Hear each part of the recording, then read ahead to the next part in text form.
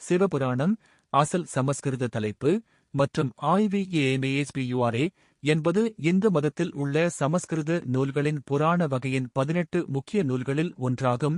மேலும் சைவ மத இலக்கிய குழுவின் ஒரு பகுதியாகும். இது முதன்மையாக இந்து கடவுள் சிவன் மற்றும் பார்வதி தேவியைச் சுற்றி வருகிறது, ஆனால் அனைத்து கடவுள்களையும் குறிப்பிடுகிறது மற்றும் மதிக்கிறது. சிவபுராணம் இந்து இலக்கியத்தில் உள்ள மற்ற புராணங்களைப் போலவே ஒரு உயிருள்ள உரையாக இருக்கலாம்.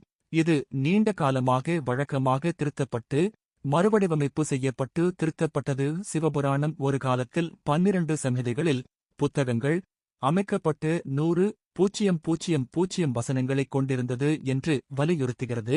இருப்பினும் ரோமஹர்ஷனுக்கு கற்பிக்கப்படுவதற்கு முன்பு இது வியாச முனிவரால் சுருக்கப்பட்டது என்று புராணம் கூறுகிறது. எஞ்சியிருக்கும் கையெழுத்து பிரதிகள் பல வேறுபட்ட பதிப்புகள் மற்றும் உள்ளடக்கங்களில் உள்ளன.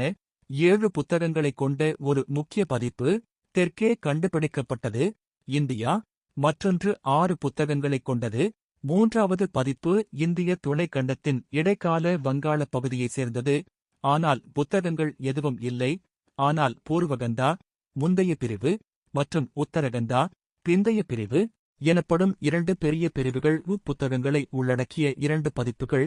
அவை புத்தகங்களுக்கு எவ்வாறு தலைப்பு வைக்கின்றன என்பதில் வேறுபடுகின்றன. என்று இருக்கும் நூல் களின் மிகப் பழமையான கையெழுத்து பிரதி கிபி 10 முதல் 11ஆம் நூற்றாண்டு வரை இயற்றப்பட்டிருக்கலாம் என்று கிளாஸ் குளோஸ்டர்மேயர் மதிப்பிடுகிறார். தற்போது எஞ்சியிருக்கும் சிவ புராண கையெழுத்து பிரதிகளின் சில அத்தியாயங்கள் 14ஆம் நூற்றாண்டுக்குப் பிறகு இயற்றப்பட்டிருக்கலாம்.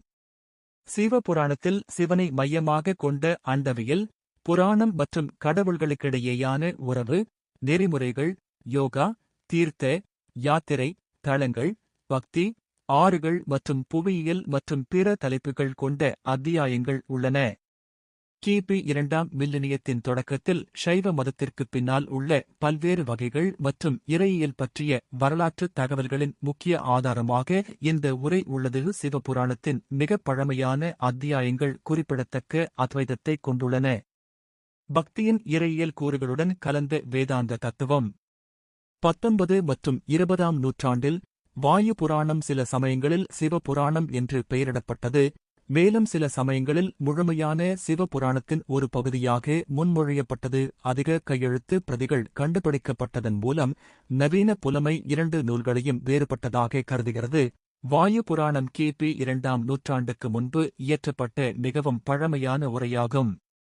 சில அறிஞர்கள் இதை ஒரு மகாபுராணம் என்று பட்டியலிடுகிறார்கள். சிலர் இது ஒரு உபபுராணம் என்று கூறுகிறார்கள். 19 மற்றும் 20ஆம் நூற்றாண்டுகளில் வாயு புராணம் சில சமயங்களில் சிவபுராணம் என்று பெயரிடப்பட்டது. மேலும் சில சமயங்களில் முழுமையான சிவபுராணத்தின் ஒரு பகுதியாக முன்மொழியப்பட்டது.